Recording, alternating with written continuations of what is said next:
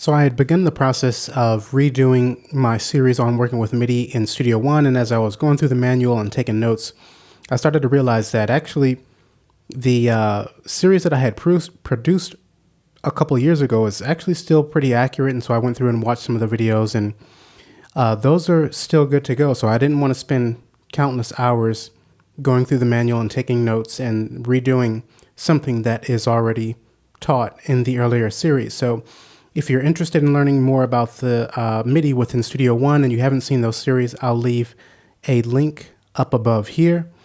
I think it's about 6 parts in the series, if I remember. If you'd prefer a more condensed version on some of the most useful features within MIDI and Studio One, then I would check out this link here. But really, the biggest changes that have been made since those were produced would be the action menu and some changes made to that. So in this video, we're going to go through all of the features within the action menu, and then there's also been the addition of the drum editor, which I've never covered before. So we're going to take a look at that in a later video, maybe in a couple of days or so. So with that, let's go ahead and jump into taking a look at the action menu. So I've got several different tracks here. There's a Presence with a piano preset loaded on this first track. Then I've got a Mojito and then an Impact. We may not even get to the Impact. We may not need that, but let's just start with the Presence here.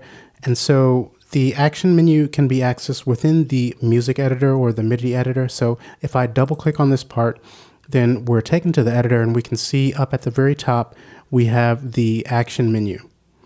Now, just keep in mind that we can also access this menu. It's mostly similar if we right-click on the MIDI part within the Arrange view and come to the musical functions. So if you look at these headers here, we have global, pitch, velocity, quantize, etc. Then we come to the action menu, global, pitch, velocity, and so on. So there are a few differences, but for the most part, these are pretty much going to accomplish similar actions. So when you first look at this menu, it seems a little bit hard to find things, but I would, as you're learning this, first focus on the headers here, and that's going to help you, because if you want to do something more globally, then just look here. If you want to work with the pitch, then you'll be able to find it under pitch.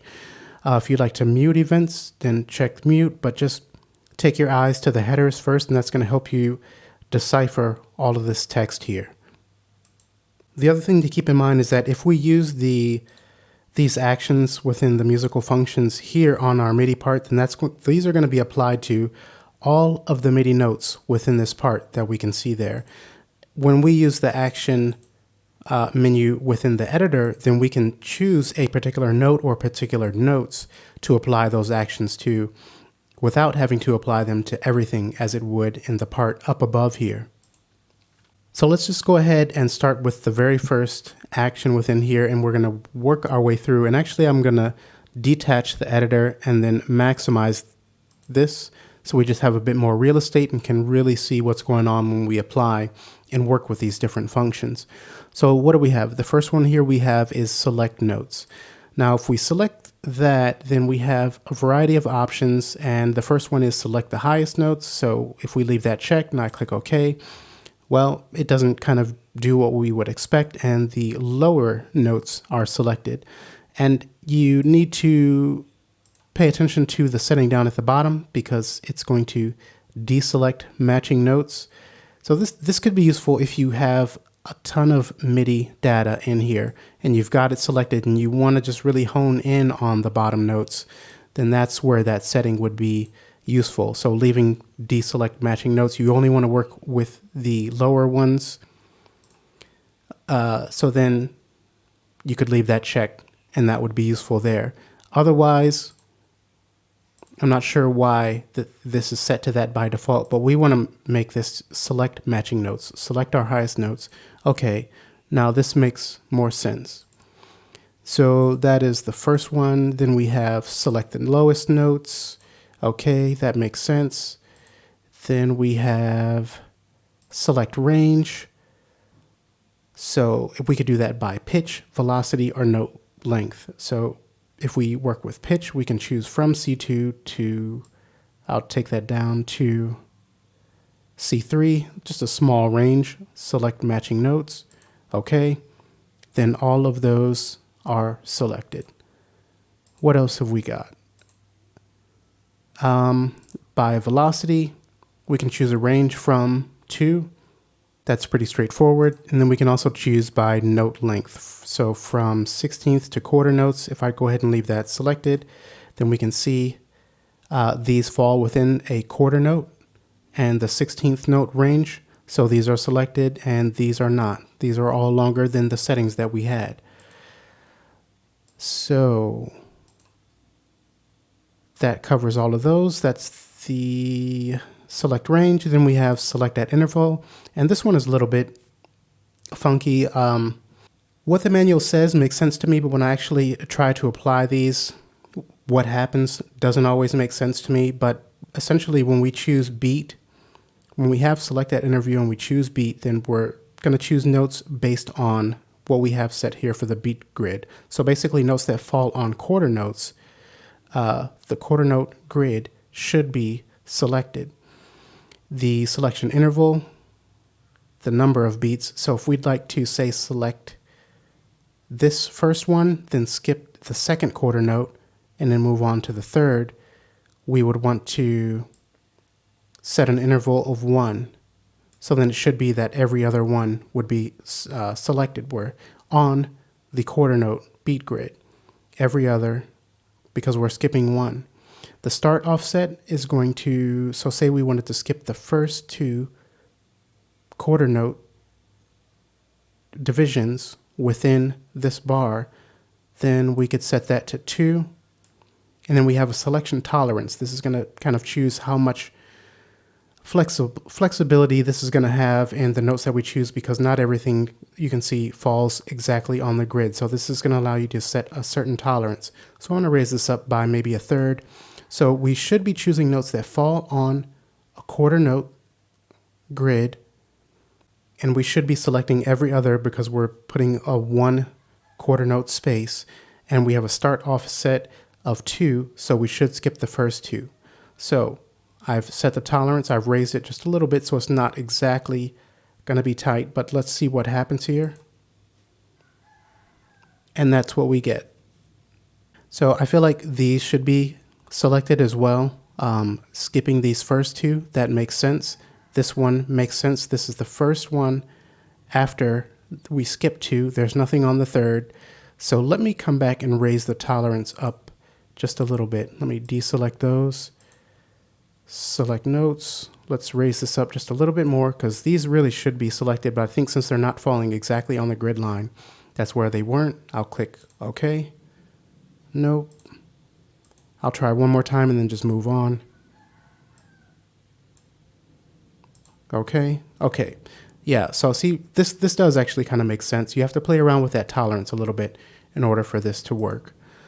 So let's go ahead and move on. We then have event count, so we can select at every so-and-so position. Start selection, this one is also a little bit funky too, and I'm not gonna spend more time with this one here. You've kind of seen how it works with the beat. You'll just have to experiment with that. Let's cancel out and move on to the muted notes, and we don't have any notes muted, but if I come here and mute those, muted notes, this is pretty straightforward, so but we can see now those are selected. If I click outside of the space with the arrow tool, then you can see they're unselected. All right, let me go ahead and unmute those. Get the arrow tool back, and where are we? We finished with select notes, so now we can move on to delete notes. Delete notes shorter than. So with this, and we're going to come back to the top one, but what you need to know about this here is, so if we have, I'm going to use a slider here just to take this up to 1. Okay, or 99. So when we have 1.00, that equals a 16th note. If we have 2.00, that equals an 8th note. If we have 1 all the way up at the top, that equals a quarter note. So that's going to give you bearings about what these are going to remove. So if I set this to, say, just under a quarter note and click OK to delete those notes, we can see what we have here now. It should delete all 4 of those, and it didn't. Oh, I was deleting 16th notes because 1 is 16th notes, 2 would be quarter note. We'll get it together here, guys. So now that we set this to 2, anything smaller than a quarter note should be removed, and those are gone. So that's okay, that makes sense. Then we have delete double notes. So if I double click, sometimes when we're recording with MIDI, we may hit a key twice or kind of flub something and see we have 2 notes overlapping. I'll use the down arrow to move that down and put that on top, but we don't want these to ever trigger at the same time. But if you've played a long passage and you've got multiple double notes in there, instead of trying to dig around and try to find those, see, you would never really see that if I deselect it. This is a convenient way to help you delete all of the double notes. So I'll come back here, delete double notes, okay, and then now we only have the 1. It took out the one that I would rather keep, but I can always just pull that back out and we're good to go. Okay, now we've got the first one covered. Next we have transpose. And so we can choose by octaves by these buttons here. So if I want to raise it up an octave, I can select here, click OK, and we've raised this up an octave. Just keep in mind that we don't need to even access that menu if we want to work in octaves. We can always just hold Shift and use the down arrow. First, I need to Control A to select all, Shift and down arrow. Then we take that back to the octave that it was originally placed at. If I Shift down arrow, we lower by an octave. Shift up arrow. So we can work with octaves within the editor directly by using Shift and the up and down arrows. So let's come back to transpose. Then we can see we can raise by 2 octaves. We can come in and raise by semitones. So this is in semitones. So if I want to raise it up by 4 semitones, I'll choose that, click OK. Then we can see that it's been raised by 4 semitones. I'll Control Z to take that back. Let's come back. What else do we have? We can set all to C3 is what's in here by default. If I click OK, everything is now on C3. I'll Control Z. And what do we have next? Transpose is finished. So apply to scale. And these are going to speed up, guys. Some of these are going to go really quickly. But okay, apply scale. This needs to work in tandem with the scale feature over here. So right now it's set to C and chromatic. If I change this to, let's say, F and Dorian, and then come to apply scale, what that's going to do is apply the scale that I just changed it to, the F Dorian.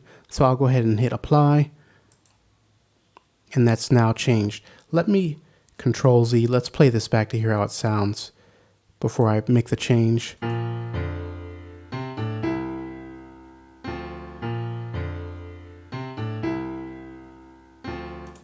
Okay, and that change was not really that much, so I'm going to choose something different. Minor pentatonic. Let's come to the action, apply scale. That's a bit more.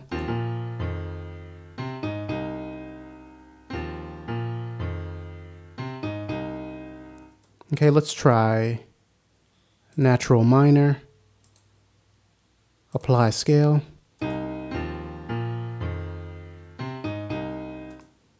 Let's try just one more here. Blues, G, apply scale.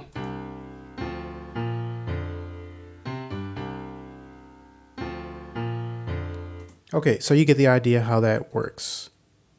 Let's see if I can. I think that's about where we started. And moving on, we have freeze pitch. And this actually works in tandem with the chord track. So I'm going to go ahead and close that out. And I have another song here to demonstrate this. So I've got the same passage here on one track, and I extracted the chords to the chord track up above.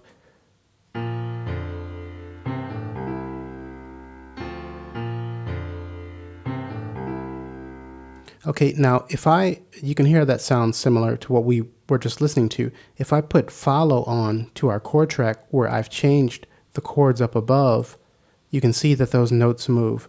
So you could just take note there. You can see as soon as I hit follow. If I come to the inspector, we could see follow chords. If I turn that off, they return to as they were. Back on to parallel. So the freeze pitch really is going to work if you have multiple tracks and you want to take the chord track off, but you'd like to keep those changes to the notes.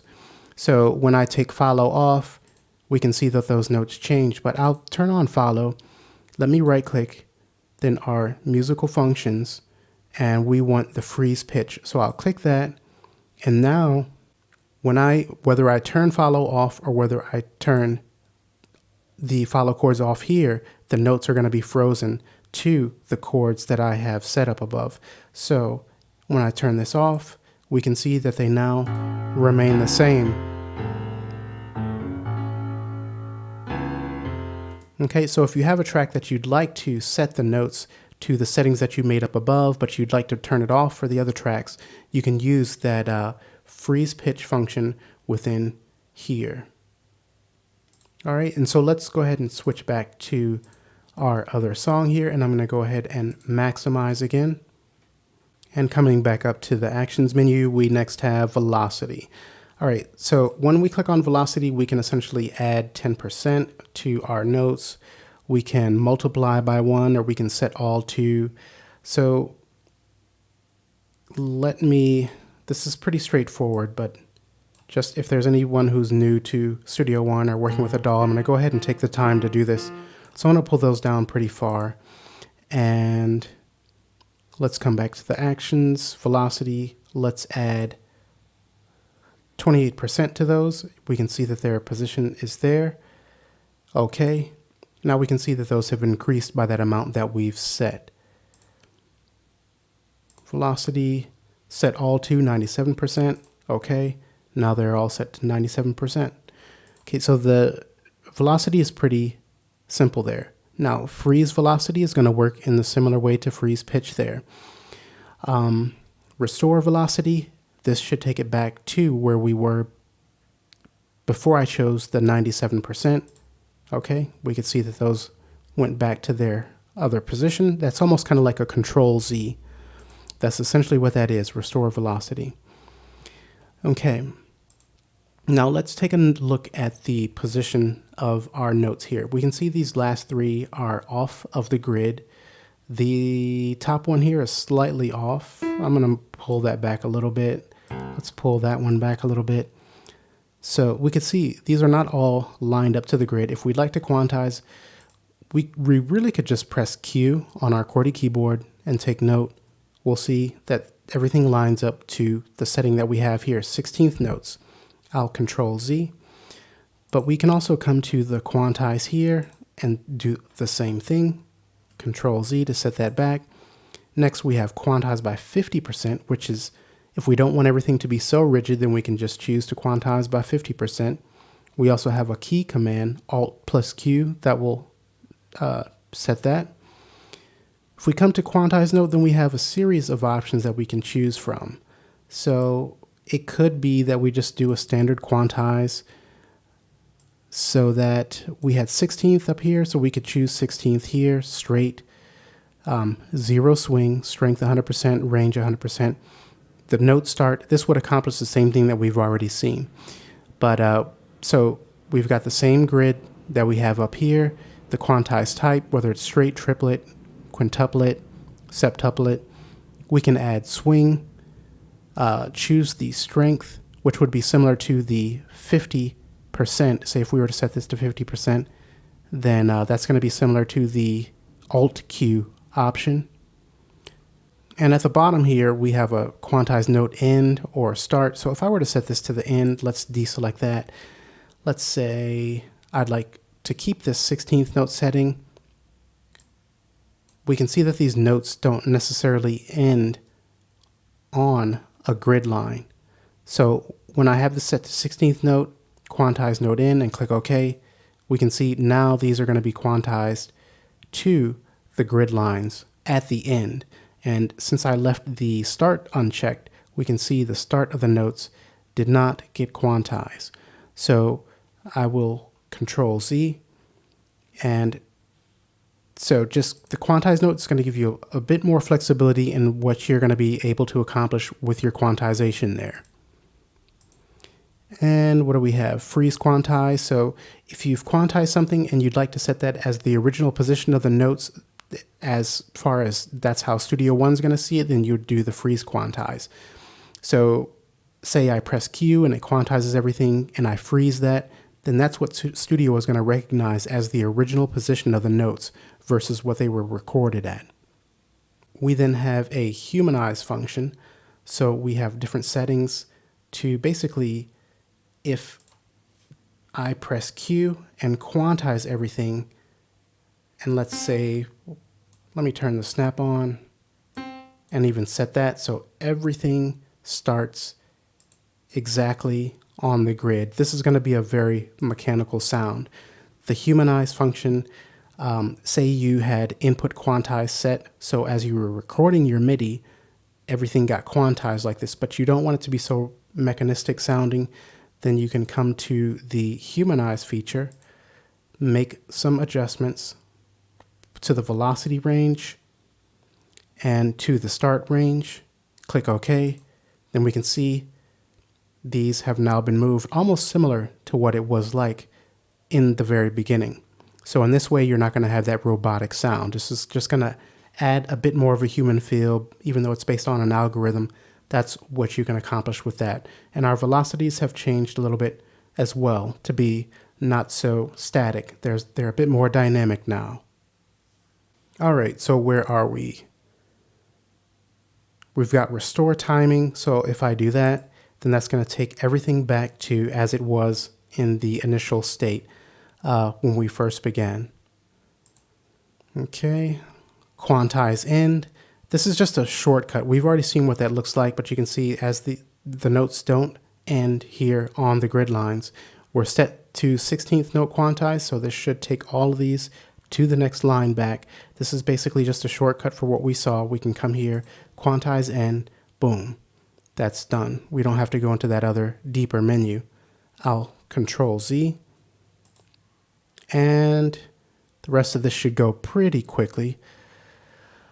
Okay, time, we've got length, so we can add to our notes. So we could add 8th note. If I go ahead and click OK, just take note of the lengths of these now, particularly these smaller ones. They're going to all grow by an 8th note. I'll click OK, and boom. Control Z, length. So we can set different values here. We can add, we can choose to subtract, or we could set all to. So if I set all to 8th notes, click OK, now they're all 8th notes. Control Z, let's come back up. And then we have legato, overlap, correction, and so on. So if we would like to have these notes be legato, we could choose legato. If we'd like to correct overlaps, as we can see here, there's overlapping of the notes. If I select overlap correction, click OK. Now we can see those have been adjusted. Okay, I'll undo that. Let's come back. We then have a stretch function, and for this, I'm actually going to extend our part out. So when we're in the editor, if we come to if you hover on the border, you see we just have the arrow tool. But if you go all the way to the top, we have these double arrows and we can actually extend our part out. So with the stretch function, we can actually change the timing. We can make this double time, or we can cut it in half as far as the speed that it plays back. I'll play it back once again so you can...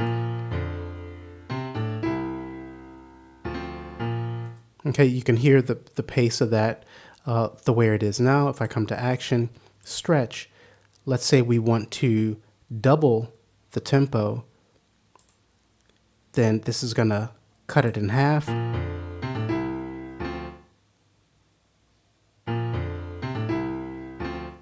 Okay, I'll Control Z. Let's come back up and let's halftime it. And I'm sure you guys know what that is from the halftime plugin. So this is gonna really slow down the playback. I'll click OK, come back to the beginning.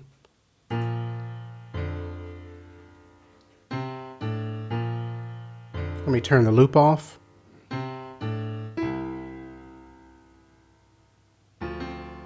All right, so that's the stretch function. I'm going to Control Z to get everything back. And what are we on to next? We've got stretch, we've got distribute notes. So the distribute notes is going to distribute notes equally at a specified percentage rate. So whatever we set here, we'll just quickly take a look at that. If I put that at 50% and then click OK, then these are distributed equally by that percentage that I set there. I'll undo that. Let's come back up and really push through these last ones. We've got split at grid. This could be useful for like hats if you're using this particular editor and say you have this longer note, or it could be used for synths as well, like a lead. But if I select this one note, our grid is set to 16th notes, right? So now when I come to split at grid, that one long note has now been split up into 16th notes because that's what our quantize value is set to. If I undo that, change our quantize to 8th notes, let's come back up to the action menu, split at grid. Then since I didn't select one specific note, they've all been split to 8th notes. Okay, I'll undo that. And what do we have next? We've got merge events, and for this, if I add another note here, these do need to be in consecutively one after the other, horizontally speaking, on the specific pitch. So if I select both of these by holding Shift, come to merge events, then that's going to merge those two notes into one. I'll Control Z to undo, hold Shift to select both. Just to mention, there was a shortcut by pressing G that will accomplish the same thing without having to access the menu. Okay, now we've got mute events. If I select that, then everything is muted. I can unmute. We also have a shortcut, Shift and M, for accomplishing the same thing. So if I hold Shift and press M, everything is muted. Then Shift and M, we toggle that back off. And we're nearing the end. We've got extend to part end. So say I'd like to extend these two notes to the part end. If I select those, extend to part end, then we can see those have now been lengthened all the way to the end of our part. I'll Control Z.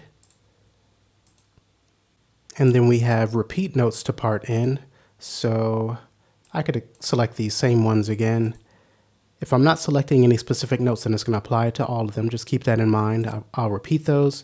We could see they've now been repeated. I'll undo. Mirror notes. We'll come back to that one in just a second because actually we're going to switch to a different track. But we can randomize our notes based on different settings here.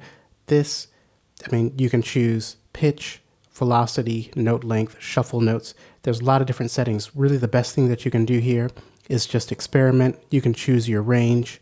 So I'll raise that up to G#5. We could choose our strength. We can include velocity and a specific range there. Our top will be 83%, and the note length. So we could set that like so. We could shuffle our notes, apply a scale. I'll just click OK. You can see everything has been moved, including our velocity, based on the settings that I've put there. And you can come up with something musical. You just have to spend more time adjusting those settings within the window. I'll Control Z. Then thin out notes. Basically, we can thin out our notes. We can choose an amount here, and we can also use the grid setting here. Okay. What else have we got? Fill with notes. Again, this is something you're going to want to play around with, adjusting these different settings. You can accomplish something musical if you pay attention to what you're choosing here, the range, velocity, step length, and so on. Okay, so that's pretty much everything within the action menu except for mirror notes. And as I said, we're going to take a look at a different track for that. So I'm going to go ahead and minimize. Let's close that out. And we're going to take a look at this mojito. Let's mute our piano, unmute here. I'm going to play this back. Let me reactivate the loop, double click here, maximize.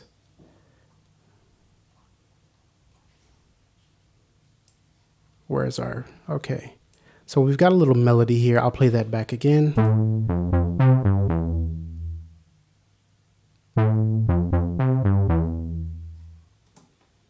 Okay, coming back to the beginning. If I come back to the action menu and mirror notes. Now, if we leave the mirror notes horizontally checked and the mirror on middle, this basically just reverses the melody. And I'm going to deselect down at the bottom. So I'll press OK. And this has basically been reversed.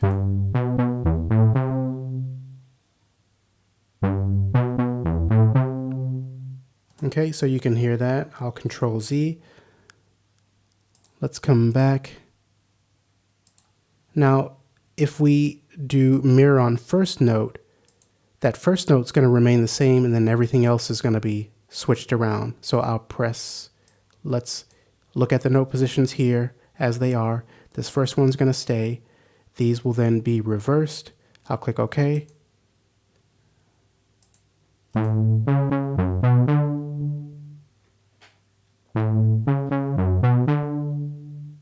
All right, I'll undo that. Let's come back to mirror notes. We can also add the mirror notes vertically.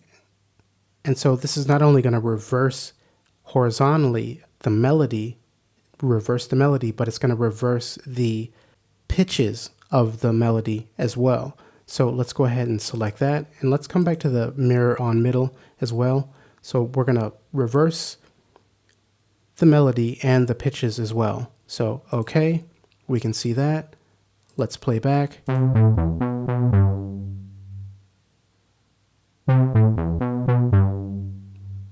Okay, now I'm going to undo. Let's come back. And I'm going to deselect the mirror notes vertically so you can hear that the pitches will not be altered besides being reversed in the playback when we leave that check, just to make that clear. Okay, and then if I undo. All right, so that's what that setting at the bottom is going to do. And then here we have the option to mirror on a custom note. And so you could play with this here and see what kind of results that you're going to get and just experiment with that. But the mirror notes, just think of an actual real mirror. When you look in the mirror, then you're kind of seeing the reverse of yourself. And so when we leave mirror on the middle, then it's going to be an exact reversal of our melody. When we mirror notes vertically, then that's going to reverse or mirror our pitch in a reverse manner. So I hope that makes sense. It's a little bit convoluted to think about in the brain, but just play with it and it will make more sense. Okay, so we have actually made it through all of the features within the Actions menu. If you've made it all the way through, that's awesome. If you have any questions, go ahead and leave a comment below. And if you are enjoying all the tutorials and finding them helpful, there's a few different ways you can support the channel and help keep the content free for everyone. So go ahead and check that out. And there will be more tutorials coming in the next few days. So keep an eye out for those. Thanks for watching. Later, guys.